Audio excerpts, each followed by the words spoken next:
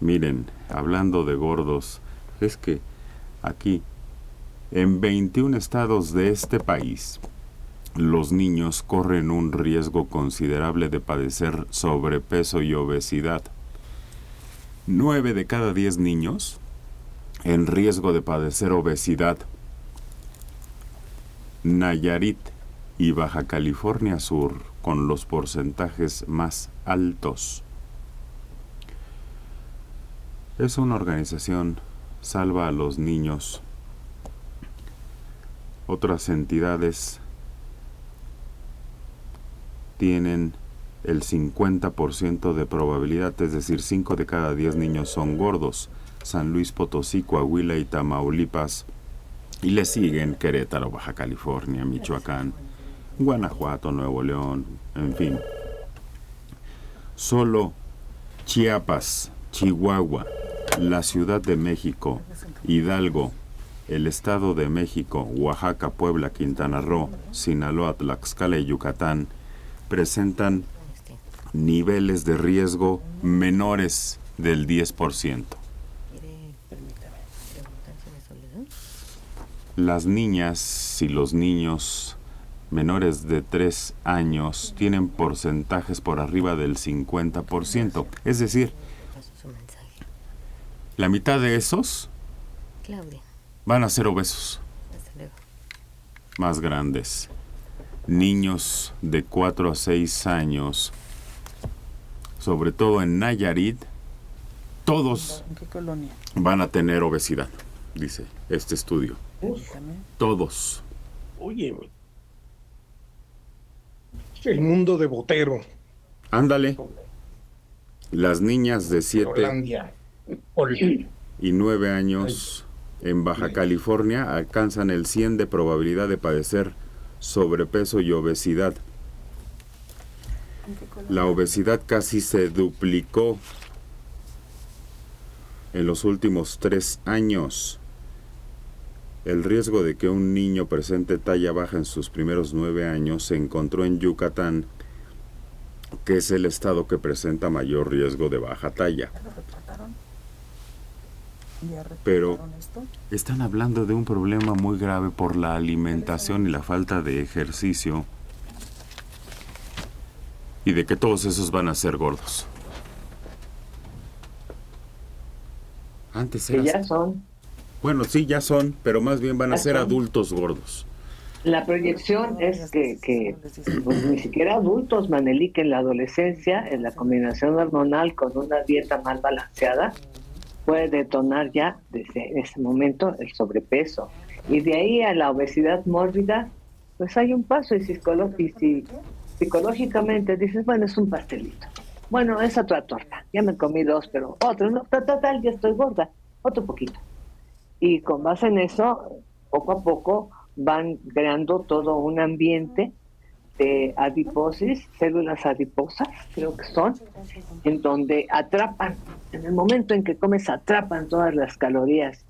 Y es muy difícil después entrar en un proceso reversible para bajar de peso y mantenerte, porque se puede lograr tener un buen peso, pero mantenerlo es lo difícil. César. Aquí el gobierno tiene que gastar en publicidad para prevenir esta enfermedad. Desgraciadamente la obesidad infantil va a derivar, desde luego, por necesidad, en diabetes. Y la diabetes, el tratamiento de la diabetes es un gasto muy grande para nuestro gobierno. Es quizá la primera o segunda causa de mortalidad en este país. Entonces, si no invierten en publicidad en contra de los alimentos que producen la obesidad, ya no digamos no permitirlos, porque ya están prohibidos la publicidad para alimentos chatarra, para niños sobre todo, pues ya están prohibidos. Ya ven cómo le pasó a Chabelo, que tronó su programa a partir de que sacaron los alimentos estos. Pero sí, el gobierno tiene que invertir en prevención, tiene que incrementar mucho, que sepan cómo alimentarse a los niños, pero sobre todo que los padres sepan cómo alimentar a los niños, porque yo creo que no tienen una gran cultura alimentaria, no saben la regla tan sencilla de darles frutas, verduras y huevo. y ya después también, desde luego a esa edad necesitan comer carne. Entonces, darles estos tres, cuatro tipos de alimentos, que lo sepan los papás y van a evitar así la diabetes. La diabetes evidentemente es una enfermedad alimentaria que solo se puede corregir si se evitan todos los factores que producen la obesidad infantil. ¿Sí? Jaime. Sí, además de la buena alimentación, la sana alimentación, está la activación física, Sí. que es muy importante para las edades tempranas, en todas edades, pero sobre todo crear ese hábito desde chavitos, desde lo más temprano que se pueda, la activación física, hacer ejercicio que además de redituar en buena salud, también ayuda a la disciplina, al trabajo en equipo, por ejemplo, a ser solidario con tu compañero en los deportes de grupales, a tener una estrategia conjunta, en fin, ayuda a muchas cosas esa sana alimentación. Ahora, Save the Children, esta organización de la que hablaba Manelik, se crea en 1919, la crea una señora, una mujer británica, se hace en Inglaterra a partir de la experiencia que tienen de la Primera Guerra Mundial y el cuidado a los niños. Es una organización que tiene más de 100 años, muy prestigiada, y que pues cumple con una función fundamental. Sus primeras razonamientos a favor de los niños dieron por objetivo la Declaración de los Derechos de los Niños. Son la base que después se transformó en la Declaración de los Derechos de los Niños, en la ONU. Ana María Montiel Sandoval. Buenos días, pero no es lo que comen, es porque ya no salen a correr, a jugar y solo están sentados. No. Sí, a mí ya no hacen tanta actividad física los muchachos.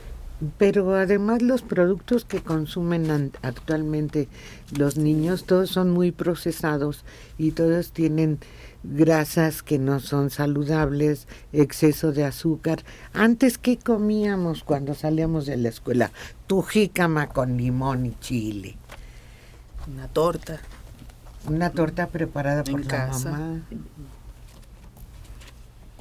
Mentitas. Primero las damas, César, primero las damas. Perdón, es que como no dijiste quién, pensé que era yo. Pero perdón, sí, doctora. No, las mentitas con pedacitos de chicle. ¿Cuál jícama? Ni sí. con nada. Las mentitas en una bolsita de celofán me la ponían. Ay, qué elegante Unas eras. porquerías. Yo las compraba en unos cucuruchitos de papel de estraza. Ricas. César. Chitos. A ver, el ser humano tiene en su páncreas previsto ya genéticamente la cantidad de insulina que va a producir en su vida. Tiene una cantidad muy grande de insulina si estuviera en la naturaleza, pero como no está en la naturaleza y le dan carbohidratos en exceso, se acaba la insulina antes de tiempo y de ahí viene la diabetes. La diabetes es una enfermedad básicamente alimentaria. Había un estudio de cuánto que un niño egipcio de la época de egipcio de hace 5,000 años gastaba las calorías de un niño actual, consumía las calorías de una semana. Un niño actual consumiría en un día lo que un niño egipcio consumiría en una semana. Entonces, ese carácter hipercalórico de todas las alimentaciones que nos dan, especialmente harinas y azúcares refinados, es lo que produce finalmente la diabetes. Claro, si uno no hace ejercicio, pues gasta uno menos calorías y se concentra más la glucosa en la sangre, pero básicamente es un defecto de alimentación. Mario. Sí. De los restos que han detectado en Pompeya, últimamente han estado analizando a muchos de los que quedaron ahí metidos en una especie de concha que les causó la ceniza ardiente que los cubrió. Entonces están como esculturas ahí, pero queda su esqueleto adentro y ese no se había examinado, ahora se está examinando con más frecuencia y se ve que tenían una dentadura formidable. Todos los estratos sociales tenían sus muelas completas, tenían, si acaso hay algún defecto de crecimiento de la muela, pero no había caries, no existía la caries en aquel momento. Endulzaban con miel, pero era escasa la miel y por lo tanto tenían que endulzar poco. Fermentaban las cosas para obtener también azúcares y bebidas dulces, pero sobre todo pues comían aceites de pescado mucho y su condimento principal era pescado fermentado, que lo que le daban sabor al pan y a las ensaladas que hacían, ¿no? Pero todos una dentadura perfecta, igual en Egipto, nada más que en Egipto tenían el problema de la arena. La arena les dañaba la dentadura y les desgastaba sus dientes. En cambio, los romanos no tenían una dentadura perfecta, porque, pues, claro, no existía el azúcar refinado. Pues nosotros aquí, nuestros antepasados también tenían buenas dentaduras. Está comprobado. Yo escuché que Cuba, esa es una de las ventajas, que la alimentación que tienen les prodiga buena salud, César. Sí, ellos utilizan la medicina preventiva. No, pero la comida, no medicina, no parte nada. de la medicina preventiva es precisamente la comida. Una de las formas de prevenir las enfermedades es a través de una adecuada alimentación. Yo tengo una amiga que, por cierto, su hijo fue delegado aquí en Benito Juárez, que tiene una hija que vivía en Cuba. Y cuando llevaron a la niña para allá le daban Ritalin o alguna medicina porque era hiperkinética. Llegaron con los médicos cubanos y dijeron, no, el problema es alimentario. El problema es que a esta niña hay que darle frutas, verduras, pescado, carne durante una semana y a ponerla a hacer ejercicio y se le acabó todas las enfermedades. ¿Por qué? Porque básicamente el 70% de nuestras enfermedades se deben a los alimentos procesados, que no está el ser humano hecho para consumirlos. Claro, a la corta no pasa nada, pero a la larga va pasándonos factura. Son, desde luego, hay factores genéticos, pero los factores genéticos son como las balas de un revólver. Si no lo accionas, no se va a disparar. Lo que dispara los factores genéticos es la alimentación. Francisco Roldán, el sobrepeso infantil tiene que ver con la inseguridad del país. Antes yo asistía al parque, ahora ya no llevo a mis nietos al parque por miedo a las balaceras y pasar a ser parte de los muertos. No, tampoco tanto así, no, Mario. Pero sí el tránsito. Sí. ¿No? Antes jugaba en la calle y horas y no pasaba un coche. Ahora eso es imposible. Ándale, o ibas, mira. Vivían en la industrial, salías a la calle a jugar y se armaba ahí el béisbol y el fútbol y todo, ¿no? Y no pasaba, de vez en cuando pasaba un carro. Pero yo conocía a quien iba a Chapultepec todos los días. Ahora el tránsito no te lo permite. No. Ni de chiste. Así es, no, es que el peor factor es la sobrepoblación. Ese. Posible. Antes en el campo podías ir caminando y ya estabas en el cerro. Ahora sí. Hay que tomar un autobús. Un avión. 20 kilómetros para llegar al primer campo que hay. Y además antes no había tanto transporte ni todo estaba tan complicado, entonces te mandaban a la tienda y caminabas 3 cuadras. Ahora ya casi ni existen misceláneas, ya de todo tienes que ir al súper y ir en el coche. La vida ha cambiado mucho, sí. Y nos está haciendo unos inútiles porque ni caminamos. A todos no. Bueno, a mucho, porque dependemos del servicio a domicilio, de muchas cosas que antes ni soñabas que existían. José Manuel Martínez Sánchez, de la Alcaldía Cuauhtémoc, 67 años. Hablando de obesidad, Peña Nieto tenía el propósito de combatir la diabetes, pero como vio que era muy caro, se echó para atrás. No quiso adquirir ese problema encima. Pues qué mal, si es cierto, porque es a la larga más caro. Pero era un programa que tenía la Secretaría de Salud y lo venía desarrollando desde antes de Peña Nieto, por supuesto. Yo recuerdo desde en los 90 ya había una conciencia de eso. Uh-huh. Y había programas para quitar los alimentos chatarra de las cercanías de las escuelas. Eso no es reciente. Lo malo es la definición que están dando. Mira, se supone que eso ya entró, ¿no? Ya va a entrar lo de la comida chatarra el próximo mes. Algo así. Estamos en esas. Pero quitan, por ejemplo, los tacos dorados que venden adentro de la escuela. Y la verdad es que los tacos dorados son mejores que chicharrones con cueritos o no sé qué más que comen. O los tacos de canasta. O las frituras que venden en bolsitas en todas las escuelas. Y entonces no pueden ir parejo contra toda la comida, argumentando que es chatarra. A ver, primero, en marzo se deja de vender que comida chatarra en las escuelas. Quiero verlo. Eso nos lo han dicho los últimos 25 años. Cada año, cada inicio de clases. Lo han dicho. No es prohibiendo, por Dios. Pues es educándolos, no. Es enseñándoles. Tienen cocina. ¿Qué cocinaste? Nada. No cocinan nada, no les enseña nada. Nada más cómo se nombran los instrumentos. Pero eso sí, les venden unos chicharrones que abren por un costado, donde le echan un montón de productos extras, Jaime. Sí, es un gancho al hígado. Esas salsas que le ponen a los chicharrones.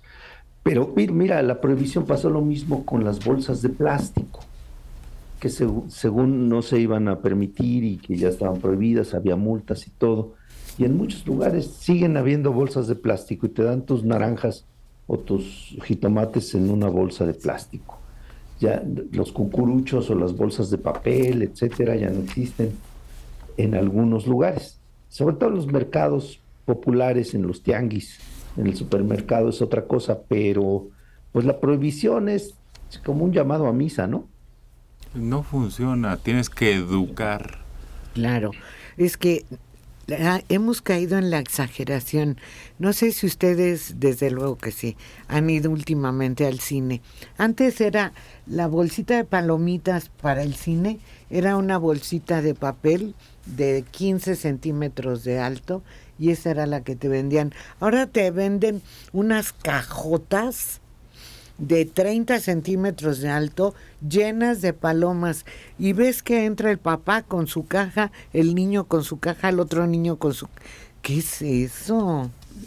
¿Y los refrescos? O un vasote como de 1,5 litros, yo creo. No, como de 1 litro ha de ser, ¿no? De 1 litro, yo creo. Brasil, Dora. Rellenable, además. ¿Es rellenable, Mario? Sí. Uy. Te venden el vaso nada más. Tú vas y lo llenas las veces que quieras. Cubeta y tinaco. Cubeta para palomitas, tinaco para el refresco. Y no es prohibiendo, como dices, sino educando. Pero no tienes que educar a los niños, tienes que educar a los padres. De ahí que la escuela para padres, cuando funcionó, no solo era, el niño se va a desarrollar, ya a tal edad va a hacer esto. No, abarcaba una serie de actividades encaminadas a la salud física, a la salud emocional, a la salud en la alimentación.